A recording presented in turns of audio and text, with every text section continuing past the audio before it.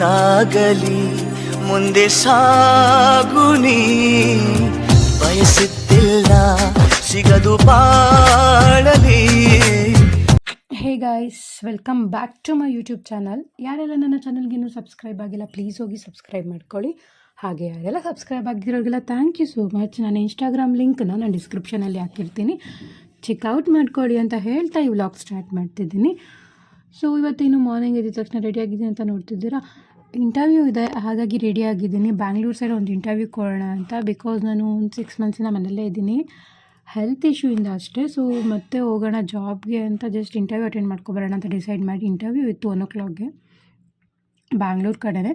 So ಅಮ್ಮ ಕೂಡ ಮನೇಲಿ ಒಬ್ಬರು ಇರ್ತಾರೆ ಅಂತ ಅಮ್ಮನ ಕೂಡ ಜೊತೆಲಿ ಕರ್ಕೊಂಡು ಹೋದೆ. ಸೊ ಮೆಟ್ರೋ ಸ್ಟೇಷನ್ಗೆ ಹೋಗಬೇಕಿತ್ತು, ಕ್ಯಾಬ್ ಬುಕ್ ಮಾಡಿಕೊಂಡೆ. ಕ್ಯಾಬ್ ಕೂಡ ಬಂದಿತ್ತು. ನಿಯರ್ ಮೆಟ್ರೋ ಸ್ಟೇಷನ್ ಡ್ರಾಪ್ ಮಾಡಿಸ್ಕೊಂಡು ಅಲ್ಲಿಂದ ಮೆಟ್ರೋ ಹತ್ಕೊಂಡ್ವಿ. ಮೆಟ್ರೋಯಿಂದ ಜಸ್ಟ್ ಇಂಟರ್ವ್ಯೂ ಪ್ಲೇಸ್ಗೆ ಹೋಗಿ ಸೊ ಅಲ್ಲಿ ಹೋಗಿ ಇಂಟರ್ವ್ಯೂ ಅಟೆಂಡ್ ಮಾಡಿದೆ. ಎವ್ರಿಥಿಂಗ್ ಈಸ್ ಓಕೆ, ನನಗೆಲ್ಲ ಇಷ್ಟ ಆಯಿತು. ಆಫೀಸ್ ಪ್ಲೇಸ್ ಎಲ್ಲ ಓಕೆ, ಸ್ಯಾಲರಿ ಆಗಿರ್ಬೋದು, ಪ್ಯಾಕೇಜಲ್ಲಿ ಏನು ಹೇಳಿದ್ರು ಎಲ್ಲ ಓಕೆ. ಬಟ್ ಆದರೆ ಟ್ರಾವೆಲಿಂಗ್ ಇಶ್ಯೂ, ತುಂಬ ದೂರ ಇದೆ ಟ್ರಾವೆಲ್ ಮಾಡಬೇಕು ಅಂದರೆ ನಮ್ಮ ಅಮ್ಮಗೆ ಅದು ಇಷ್ಟ ಆಗಲಿಲ್ಲ.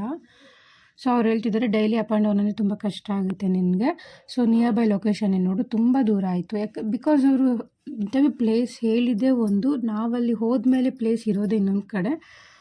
ಸೊ ತುಂಬ ದೂರ ಆಗುತ್ತೆ ಅಂತ ಅಮ್ಮ ಬೇಡ ಅಂತ ಹೇಳಿದ್ರು. ಸರಿ ಆಯಿತು, ಮನೇಲಿ ಬೇಡ ಅಂದಮೇಲೆ ಮತ್ತೆ ಹೋಗೋದು ಚೆನ್ನಾಗಿರಲ್ಲ ಅಂತ.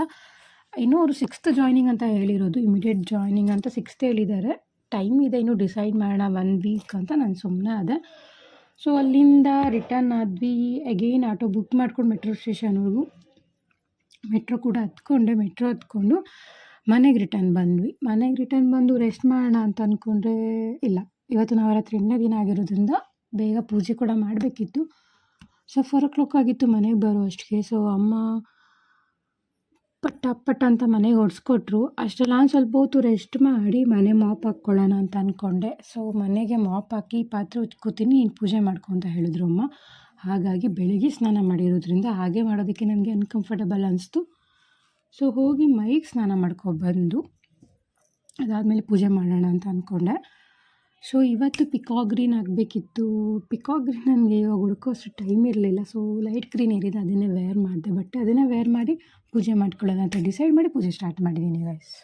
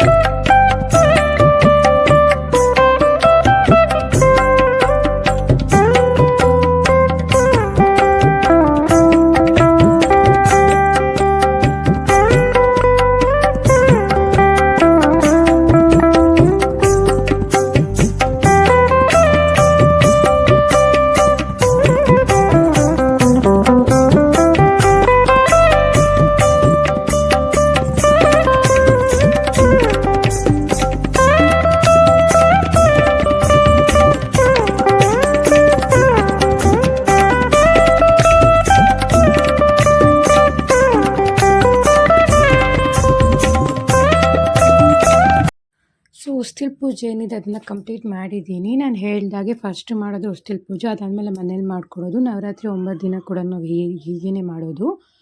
ಸೊ ಹೊಸ್ತಿಲ್ ಪೂಜೆ ಕಂಪ್ಲೀಟ್ ಆಯಿತು. ಅಲ್ಲಿ ಕೂಡ ಪೂಜೆ ಮಾಡಿ ಮಂಗಳಾರತಿ ಮಾಡಿ ಬಂದೆ. ಈಗ ಮನೆಯೊಳಗಡೆ ಮಾಡೋಣ ಅಂತ ಅಂದ್ಕೊಂಡೆ, ಬಟ್ ತುಂಬ ಕಾಲು ನೋವ್ತಿದೆ ನನಗೆ ಆಲ್ರೆಡಿ. ಇವತ್ತು ತುಂಬ ದಿನ ಮನೇಲಿ ಇರೋದ್ರಿಂದ ಇವತ್ತು ಔಟ್ಸೈಡ್ ಹೋಗಿ ಬಂದಿದ್ದಕ್ಕೆ ತುಂಬ ಲೆಗ್ ಪೇನ್ ಕೂಡ ಬಂದಿದೆ.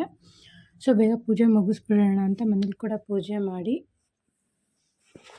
ಸೊ ಅದಾದಮೇಲೆ ಇವತ್ತು ಲೈಕ್ ಅಂದರೆ ಯಾವ ವೆಜಿಟೇಬಲ್ಸ್ ಕೂಡ ತಿನ್ನೋಕ್ಕೂ ಆಗಲಿಲ್ಲ, ಆಮ್ಲ ಜ್ಯೂಸ್ ಏನೂ ಮಾಡ್ಕೊಳಕ್ಕಾಗಲಿಲ್ಲ. ತುಂಬ ಟಯರ್ಡ್ ಆಗಿರೋದ್ರಿಂದ ಜಸ್ಟ್ ಊಟ ಮಾಡಿ ನಿದ್ದೆ ಮಾಡಿದ್ರೆ ಸಾಕು ಅನ್ನೋ ಫೀಲ್ ಇತ್ತು ನನಗೆ. ಸೊ ಪೂಜೆ ಕಂಪ್ಲೀಟ್ ಆದಮೇಲೆ ಅಮ್ಮ ಒಂದು ಗ್ಲಾಸ್ ಕಾಫಿ ಕೇಳಿದ್ದಾರೆ, ಕಾಫಿ ಇಟ್ಕೊಟ್ಬಿಡೋಣ ಅಂತ ಅಂದ್ಕೊಂಡೆ.